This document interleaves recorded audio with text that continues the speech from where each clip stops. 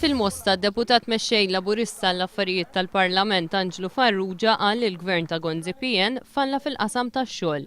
Minkejja li Lorenz Gonzi qed jgħid li bejn is-sena li għaddiet u din is-sena ħoloq 2300 impjieg ġdid, l-istatistika uffiċjali tal-Gvern turi li aktar minn 1900 minnhom huma impjiegi fuq bażi part-time.